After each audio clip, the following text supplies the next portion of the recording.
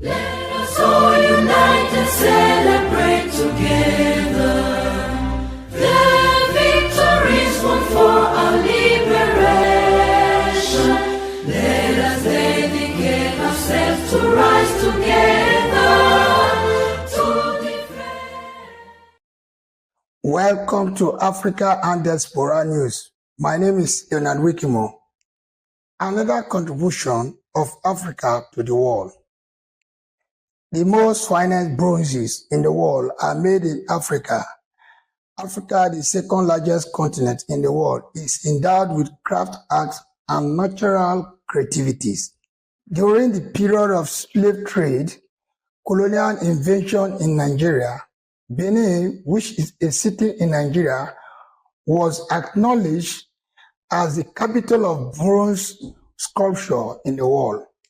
Most of the Benin bronze arts and artifacts were taken away along with the slaves. Benin bronze ornaments and arts are currently being found in British Museum.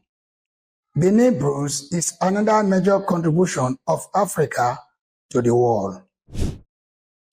Some of the finest bronze sculpture in the world was made in Africa. But most of this is now in European museums, such as the British Museum. How did it get here? These works were made in the West African Kingdom of Benin, situated in what is now Nigeria. The Kingdom of Benin has ancient origins, but began to consolidate and develop with Benin City as its centre from the 13th century. Great moats were built around the city, and a tradition of casting in copper alloys began to flourish. Most of the Benin artworks in museums today date from the 16th and 17th centuries. Although actually cast in brass, these sculptures made in Benin are collectively known as the Benin bronzes. Made using the highly skilled lost wax method, these works are exquisitely detailed. Many of them are in the form of plaques which depict characters and events from Benin history. They were originally displayed in the royal palace. There are also freestanding sculptures, including commemorative heads of kings and queens. Would the ordinary people of Benin have known about the Benin bronzes?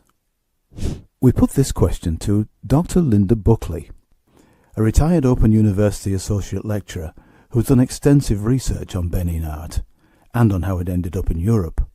They would be known to members of the court, which would be the chiefs, and I think there must have been knowledge in the city that these things existed, but a lot of them were for private religious ceremonies rather than being displayed in public. Though I think bronze casting in Benin was a well-known art, and I believe that there were more brass foundries and casters than just the royal ones.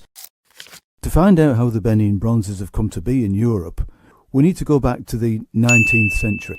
Britain had been trading in various commodities with Benin as an independent kingdom long before this, but in the 19th century, although the king or Oba of Benin maintained tight control on exports, the trade relationship developed. Extremely well developed in some ways. If you go right back to the 15th century, there'd been the European trade with Portugal. But then what was important after that, the most important trade after that, was probably the slave trade, in which Britain was very heavily involved. But then after that, after the abolition of slavery at the beginning of the 19th century, the next stage really was what you could call exploitation of the local natural resources, and in particular palm oil, which was required in Britain for the follow-on from the Industrial Revolution, with the need to grease machinery, literally keep the oars of industry turning, but also used for things like soap and foodstuffs, as it still is. Please do like and subscribe to our YouTube channel, Africa and Diaspora News, for more updates.